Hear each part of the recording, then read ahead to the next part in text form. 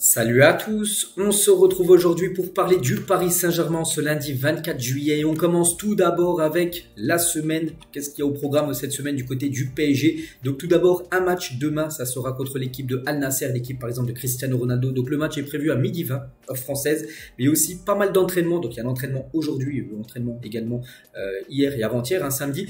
Et double séance d'entraînement, il y a même des jours où il y aura 2 entraînements par jour. Donc ça c'est prévu mercredi, jeudi et samedi. Entraînement le matin plus l'après-midi, parce que là, Luis Enrique commence à pousser les joueurs, parce que là, on arrive dans la pré-saison, puis le championnat, ça commence dans moins de 3 semaines, donc il faut que bien sûr l'équipe soit prête. Donc voilà, concernant cette semaine, il y aura aussi des autres matchs, Osaka au programme aussi, l'Inter Milan au programme, là dans quelques jours pour les matchs amicaux pour cette tournée.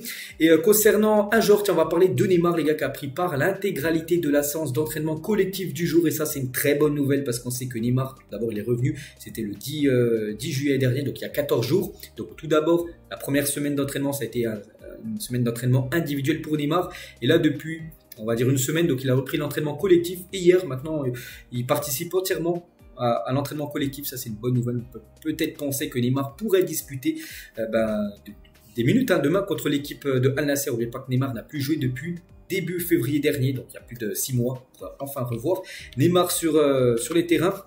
Donc concernant Kang In-lee qui s'était blessé, souvenez-vous, juste avant la mi-temps lors du match contre le Havre, c'était vendredi dernier, donc il ne s'est pas entraîné aujourd'hui, donc pas de risque pris, il sera certainement forfait pour le match de demain. Et concernant Kimpembe, lui aussi, reprise très lentement, on peut dire, pour lui. Donc c'est entraîné individuellement Kimpembe. Après, Kimpembe ne sera pas de retour pour le début de saison. Lui devrait revenir quasiment octobre-novembre. N'oubliez pas qu'il a une grave blessure, le défenseur Kimpembe.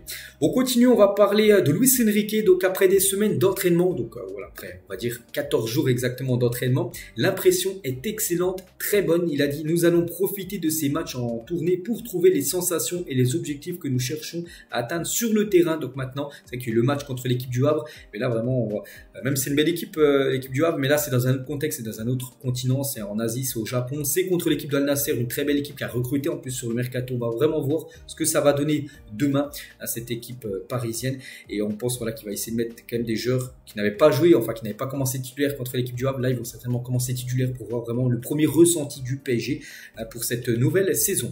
Et toujours avec Luis Enrique, donc il a aussi confirmé en conférence de presse le mercato n'est pas du tout fini. L'effectif doit encore être renforcé et des départs doivent encore être faits. Donc côté arrivée et aussi côté départ, il doit y avoir encore beaucoup de mouvements du côté du Paris Saint-Germain. Et on espère qu'il manque quand même pas mal de joueurs, surtout des joueurs où c'est des postes prioritaires comme le poste de numéro 9.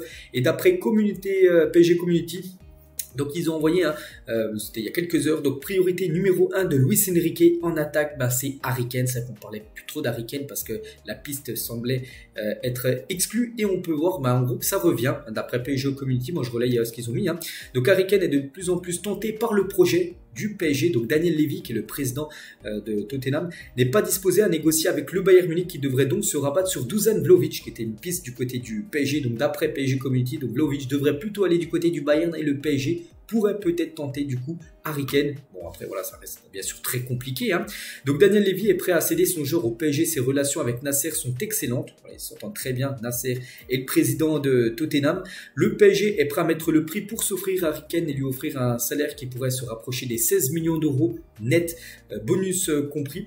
Donc les 3 parties se rapprochent donc de l'accord total, et tout devrait s'accélérer dans les prochains jours. Voilà, c'est PSG Community. N'oubliez pas que PSG Community, le 22 juin dernier, ils avaient annoncé sur leur réseau que voilà, Mbappé allait être un futur joueur du Real Madrid. Pour l'instant on ne sait pas, ça a beaucoup fait parler. Et voilà, la grosse info maintenant du jour, c'est qu'ils disent que le PSG c'est totalement jouable, en gros Harry Kane. Donc, voilà, c'est vrai que nous du côté de Paris, les gars, avoir Harry Kane, ce serait l'attaquant voulu, c'est le choix numéro 1 de beaucoup de supporters. C'est vrai que d'après PSG Community, c'est totalement jouable. Maintenant on verra bien sûr, ça va être vrai ou non, sinon il y a toujours bien sûr d'autres options.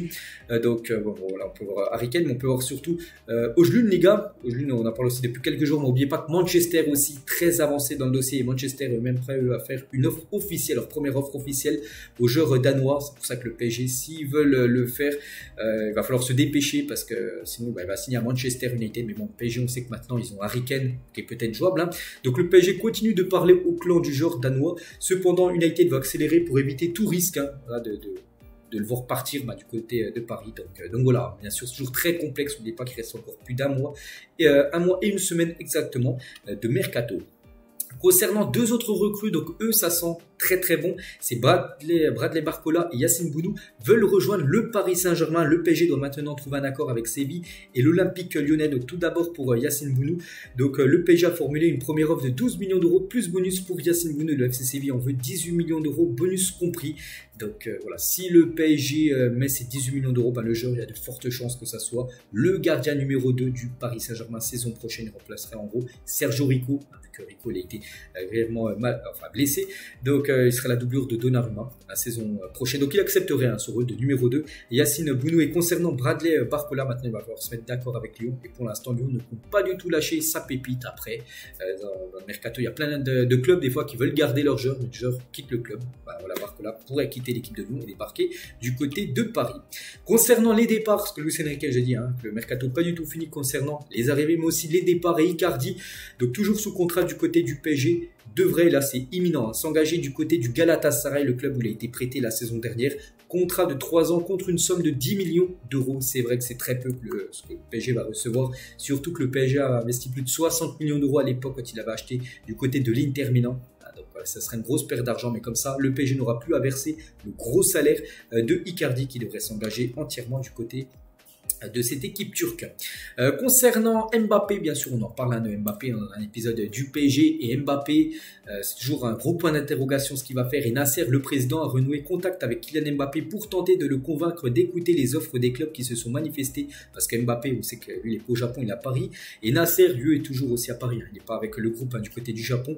Et ils ont repris contact. Voilà, puis Nasser essaie de le convaincre tout simplement que Mbappé, on sait qu'il n'a pas envie de prolonger, ça c'est sûr.